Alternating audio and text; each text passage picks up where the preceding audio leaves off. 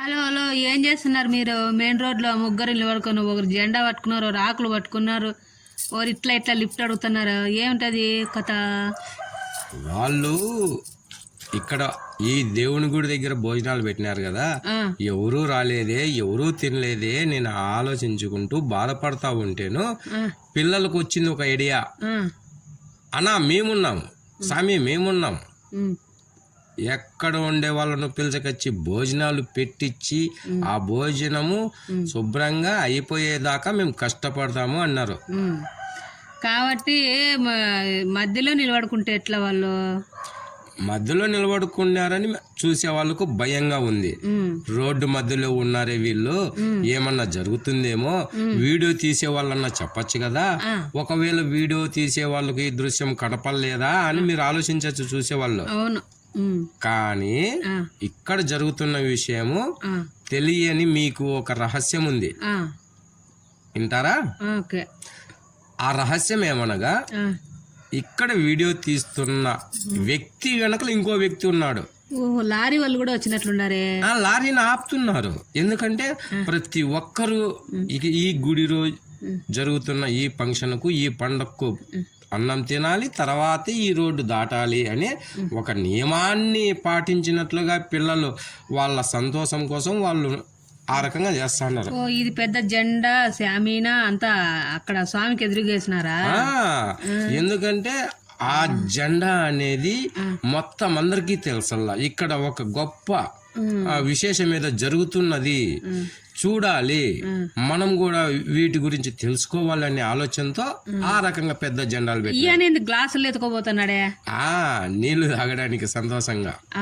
ట్యాంకీలో పెద్ద పెద్దగా పండుగలు చేసుకున్నారు. నేను లేకున్నా గానీ పండుగ చేసుకున్నారా మీరు? లేదు లేదు లేదు, నువ్వు కూడా ఉన్నావు, కానీ నీకు వీడియో తీసేది ఈ వీడియోగ్రాఫర్ చెప్పకుండా తీస్తున్నాడు.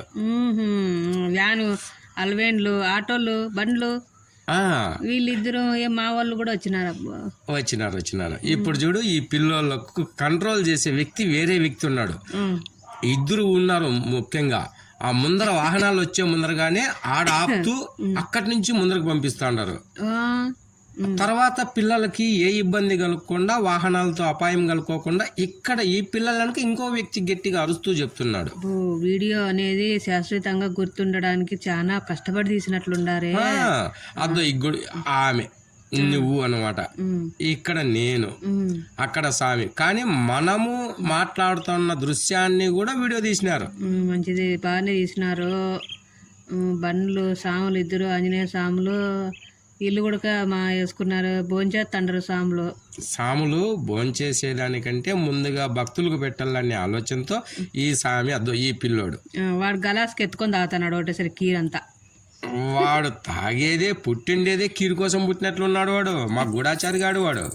అంటే అప్పటికి ఎంత తినేసి ఉంటాడు వాడు తినింటాడు. ఏ ఒక్క ఆహార పదార్థం కూడా ఇంకా కడుపులోకి పోనంతగా తాగినాడు. ఓయమ్మా, ఇదంతా ఏంది మధ్యలో ఏందో వచ్చినాయి. ఇది వాడు కెమెరా తీస్తా అంటే వాడు కీరు తాగేటప్పుడు వీడియో తీయద్దండి అని చెప్పేసి చెయ్యి అడ్డం పెట్టినాడు. దిట్టు తగులుతుందంట ఇప్పకే. వాడు తినేటప్పుడు మాత్రం ఎవరు చూడకూడదంట, వాని నియమం అట్లాడిది.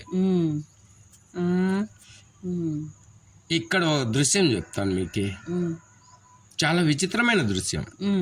చెప్పండి. సహజంగా హిందువులు ఎక్కడైనా ఫంక్షన్లు చేస్తా ఉంటే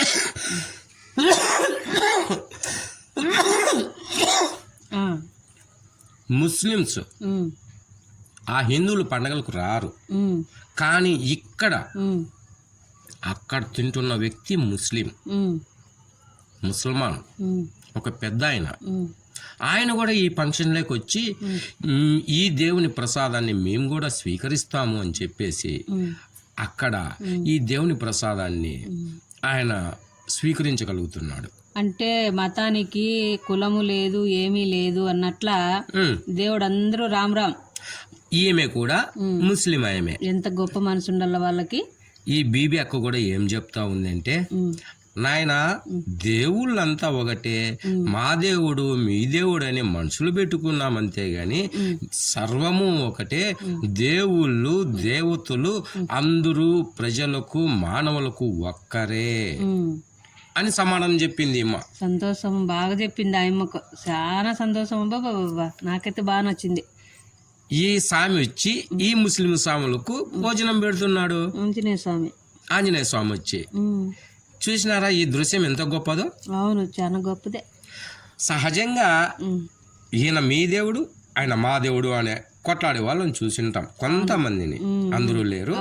చాలా మంది ఒకరి మతాన్ని ఒకరు గౌరవిస్తూ ఉండే దేశమే మనది. ఓకే, అరిటాకులు కూడా దండిగా తెచ్చినట్టున్నారు బా, అందరు పిల్లలు అందరూ అద్దె ఇస్తుండారు.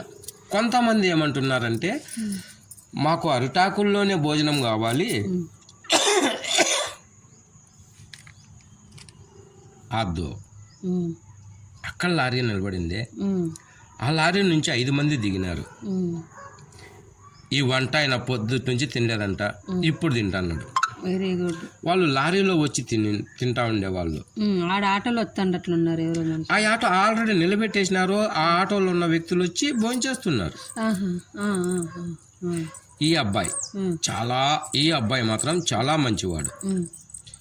ఎందుకంటే మంచివాడు ఎందుకుంటాడంటే జెండా పట్టుకున్నవాడు కింద పెట్టుకోకుండా అలాగే జెండా పట్టుకున్నాడు.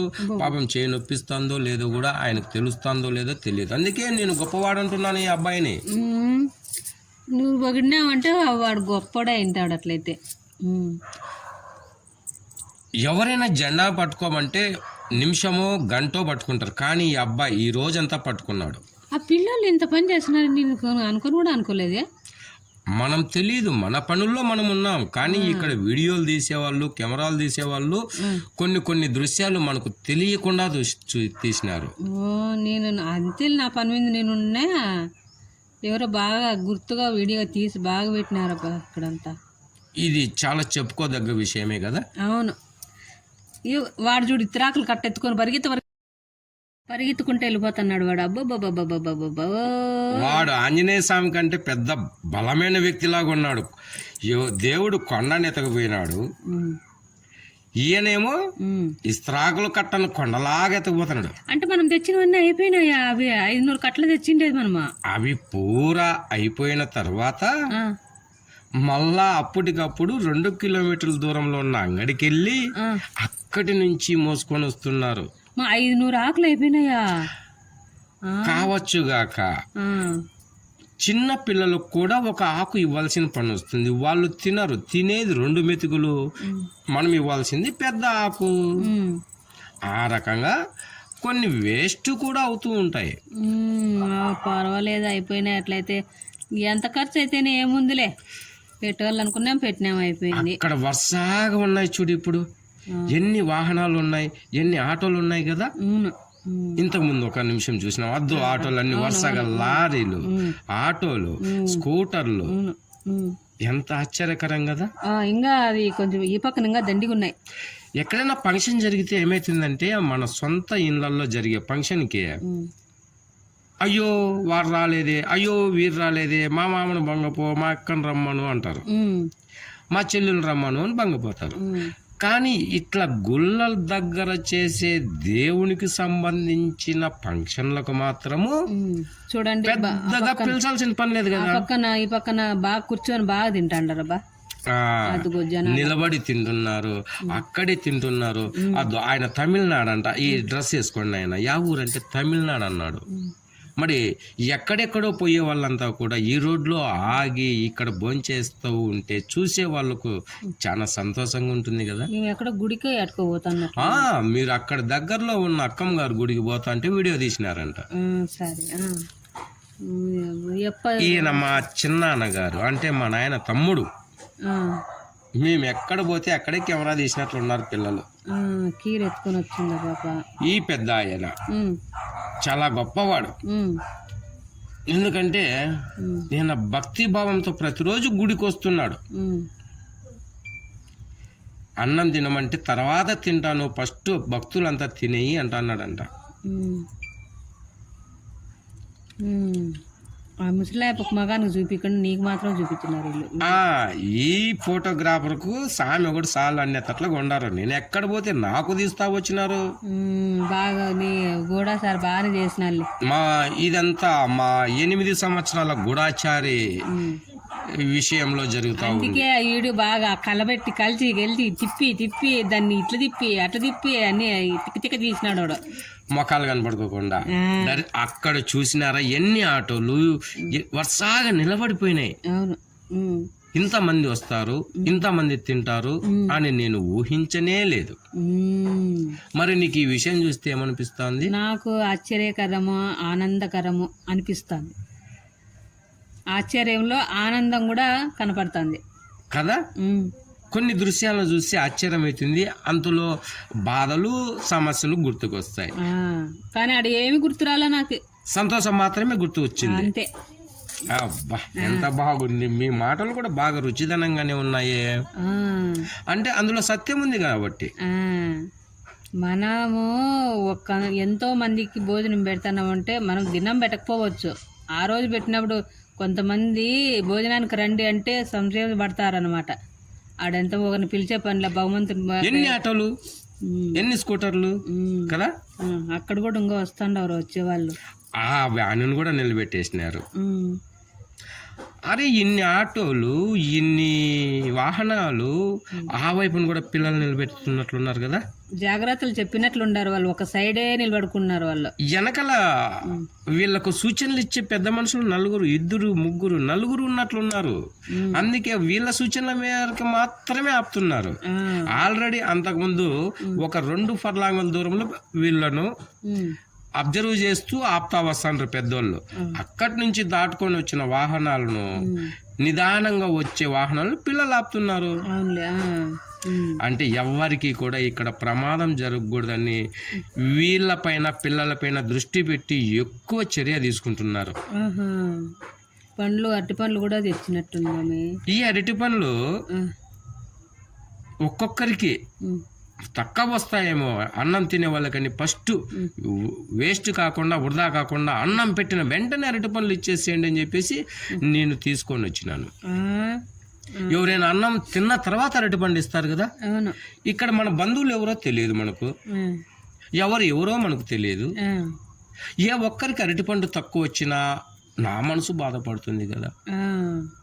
కొంతమంది అన్నం తింటారు, వాళ్ళ పెళ్ళిళ్ళలో, వాళ్ళ ఫంక్షన్లో అయితే డైరెక్ట్గా అడిగేస్తారు మాకు ఒక అరటిపండి అని. అవును. కానీ ఇక్కడ మన ముఖాలు వాళ్ళకి తెలియదు, వాళ్ళ ముఖాలు మనకు తెలియదు కదా. ఇందులో సిగ్గుపడి వాళ్ళు కూడా ఉంటారు. వద్దులేనా అంటారు.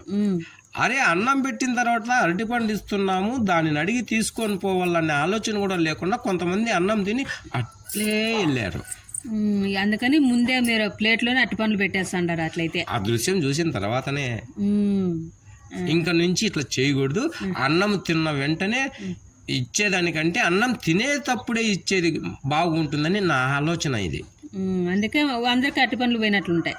ప్రతి ఒక్కరు అన్నం తిన్న వాళ్ళు అరటిపండు తినాల్సిందే. ఓకే, నా ఆలోచన బాగుందే. సిస్టమేషన్ బాగానే ఉండదు అంత. అంటే నచ్చినట్లేనా? నచ్చినట్లే. పప్పు అది చిత్రాన్నం పులుసు.